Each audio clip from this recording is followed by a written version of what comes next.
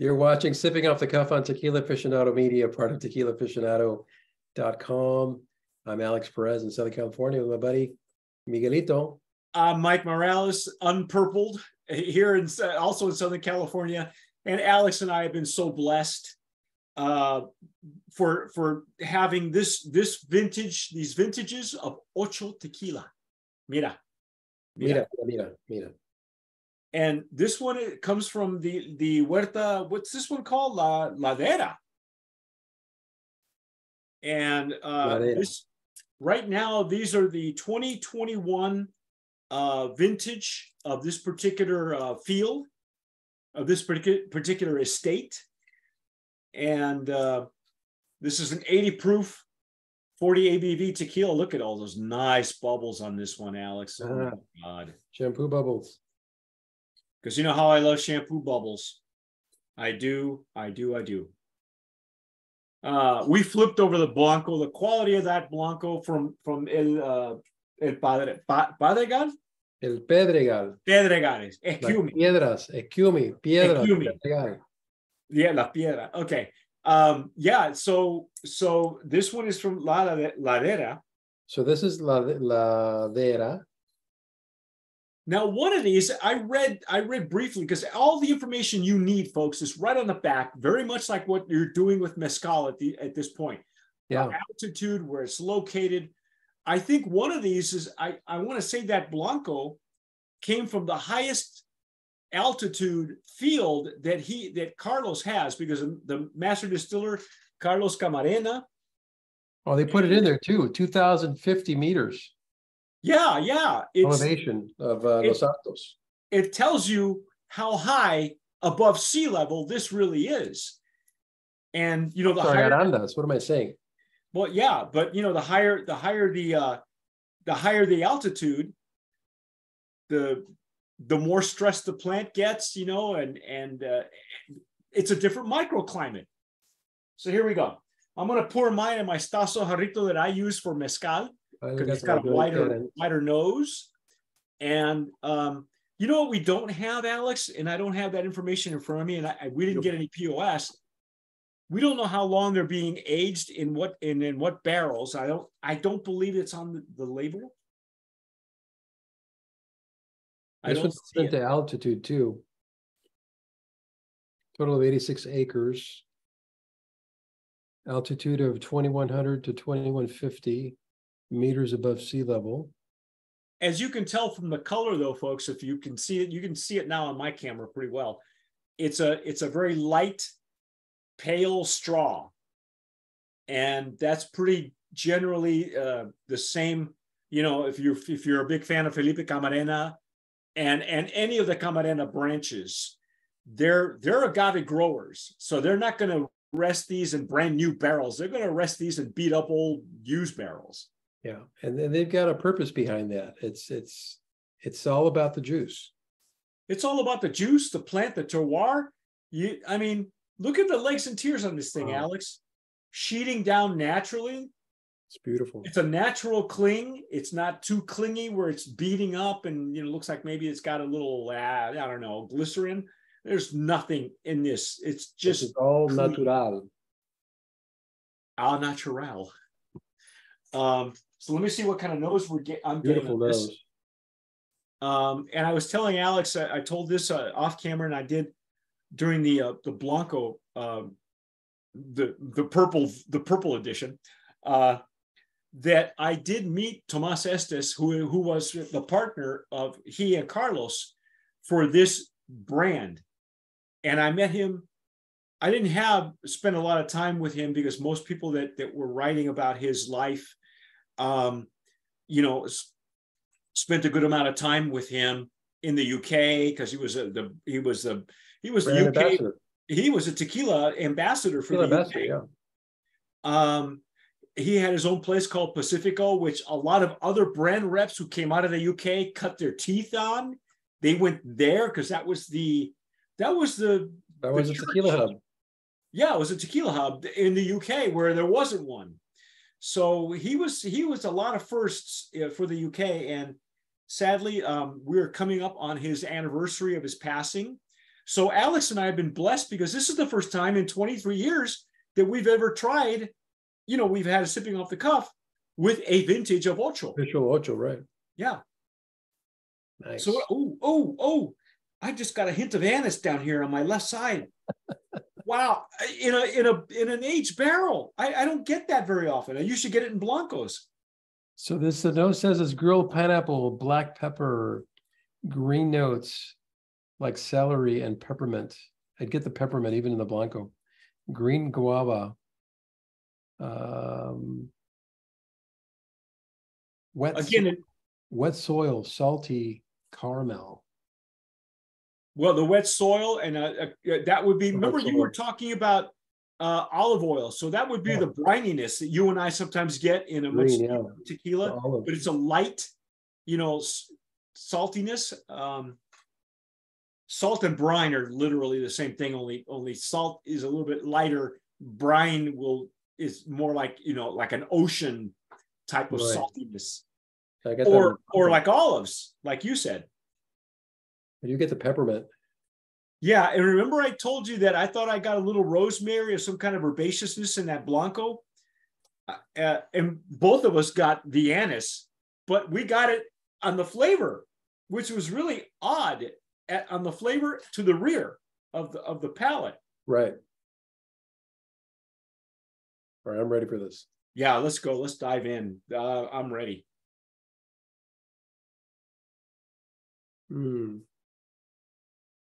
Oh my God.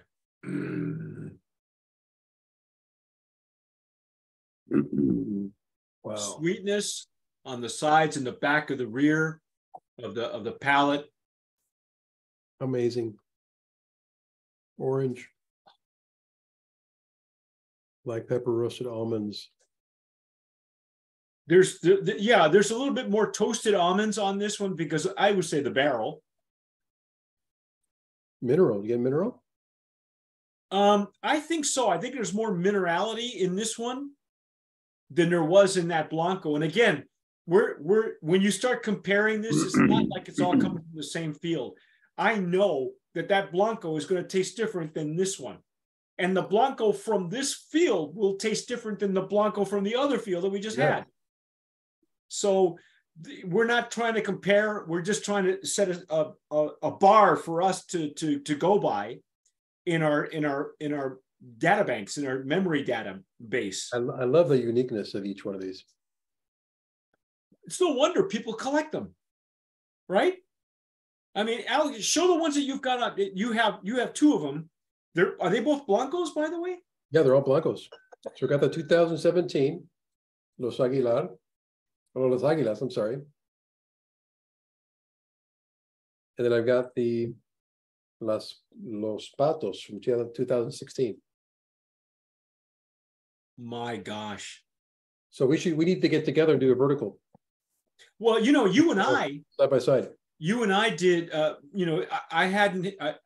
I was at Alex's house late last year. We were judging actually the last year's Brands of Promise, and he said in between breaks, he goes, "Have you ever had Ocho?" And I said, "Yeah, but it was years ago when I first met Tom Estes." And he pulls this out and he hands me a sample, and I went berserk. It was like, oh my God, because you just know, you can pick it out blind, Alex. This is one of those where you can, if they threw this in with a bunch of other Blancos, you could pick this one out blind. Oh, yeah.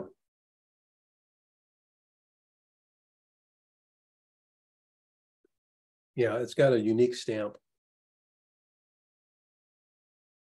It's delicious. This Blanco's amazing. Well, it's a Reposado. This is the one we're having. I'm sorry, Reposado, forgive me. Yeah. I mean, it's so light, though, because obviously you want the older barrel, because what they want to do is present. Look how light. That's a pale straw. Light straw. Again, all the Camarenas are very proud of their growing techniques and their protocols and their agaves. So they're not going to hide it with a barrel. No, and their barrel management is genius too. Oh yeah, because if you look at some of the older versions of El Tesoro, and even Tapatio for that matter, the barreling, and even his brother G4, they're all different. Yeah, they're all different. This particular vintage, 2021, was still being distilled according to the label at La Alteña, which is the Carlos Camarena. It's that distillery. It now has Tequila Ocho has its own distillery, and if you have had the tequila that comes from there that is infused with agave. What the hell was the name of it? The tip of my tongue. But that one's coming from the new distillery, and anything now that's being harvested and produced, the distillery, the new distillery has had a grand opening, I believe in February or March, so it's fairly new. But all the other vintages will now be distilled there under Carlos's guidance, and so they'll be moved officially. But these are still from the El Tesoro distillery, basically, at least according to the label. I'm going to go with what the label says. Another brand of promise. Oh, of course. Yeah. Hands down. Brand of promise. This is in the legacy vintage category, which doesn't exist. They just opened up their own category right now.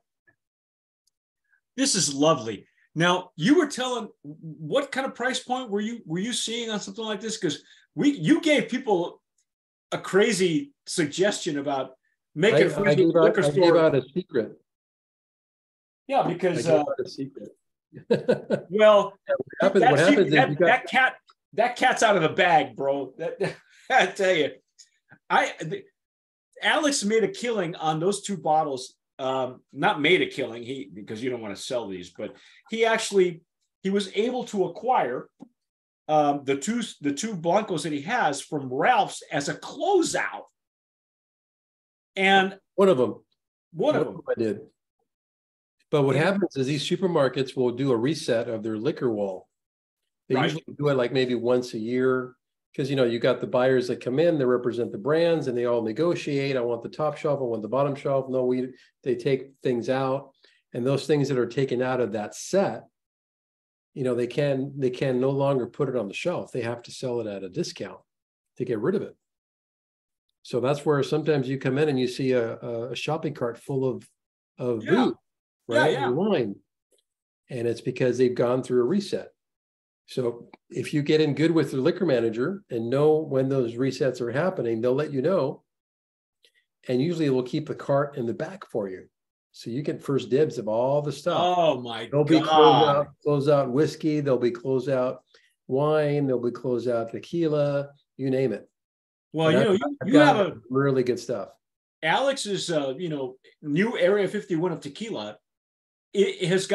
He has a library. Alex is a big cocktail guy, so he's got rums and whiskeys and stuff that I've never actually been to your place long enough to see what it is you have. I've only seen your tequila liquor cabinet, but and the stuff that I've dropped off to you as well. But you really have a wide variety of stuff. Do you make it a point to acquire stuff like that for your library? Oh yeah. By making friends, well, because you were in the wine business for a long time, so you know how the whole thing operates. Well, I'm a big liquor guy, so I've got rums, I've got he's got spirits, because I make your own cocktails, so I'm always experimenting. So I've got liquors or liqueurs and all different types of spirits. I think the only thing I don't have is vodka. If I do, maybe I might have one. I do. You want one? You want one? Because I rinse my mouth with the vodka. But that's what I have vodka for. I'm a big gin guy, so I've got gins, I got vermouths, I've got amaros, I've got rums, you name it.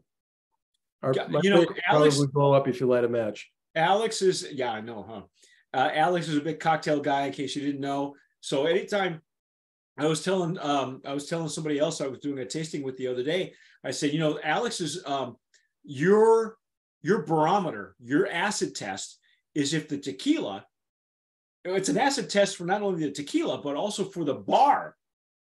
If they can make you an old fashioned with whatever expression that we deem necessary. And I've been with you. The last time you and I were together was at Partida.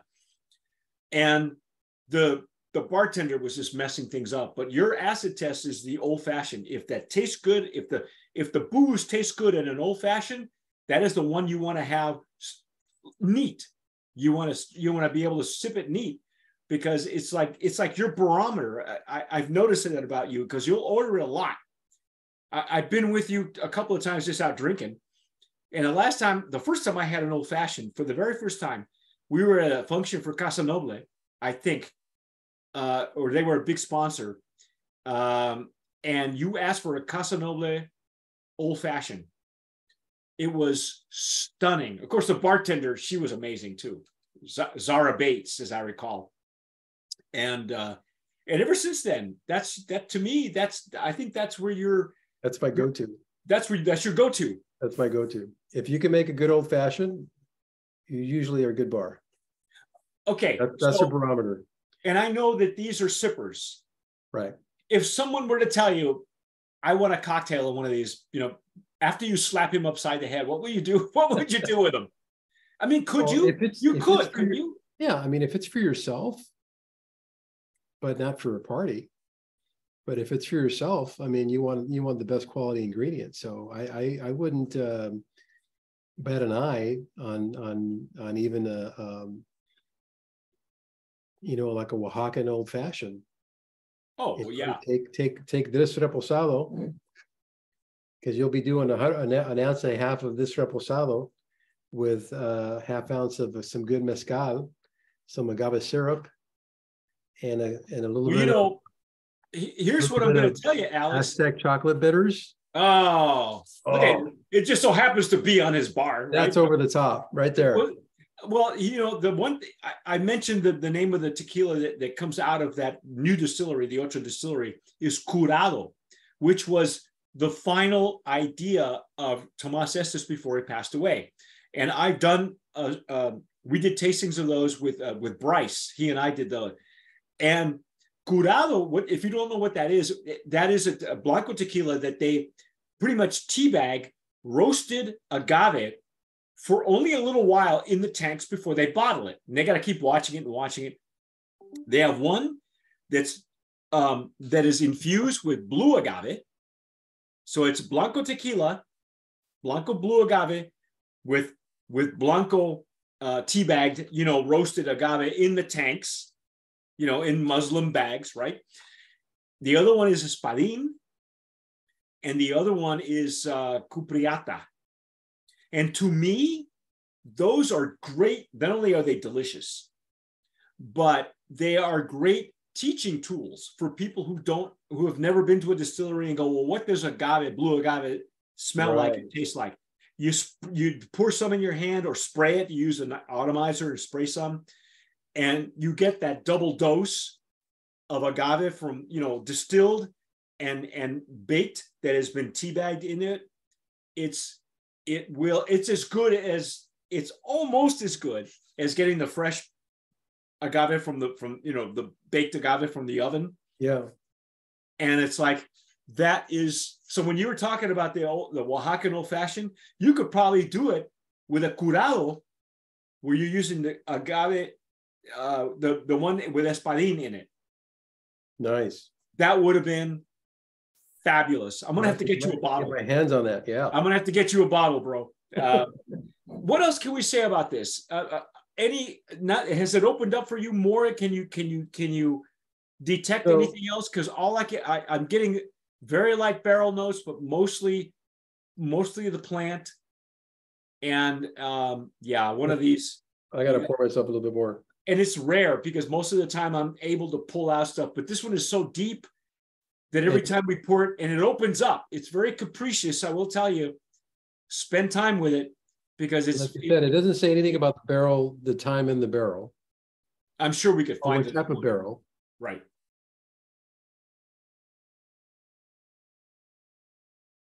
But it's another amazing masterpiece from Camarena and Associates.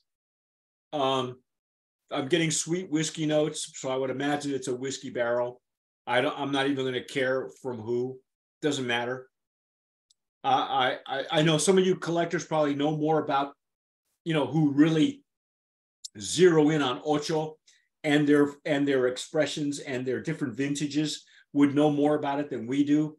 I just wanted to have the chance to be able to do this a couple of times on, 3 times online with you, Alex, because you're my most recent exposure to Ocho, other than the one I had 8 years ago. And as we go through the añejo, I will tell you that story, what happened between Tomas and me, Tom Estes and myself. I spent 20 minutes with the guy.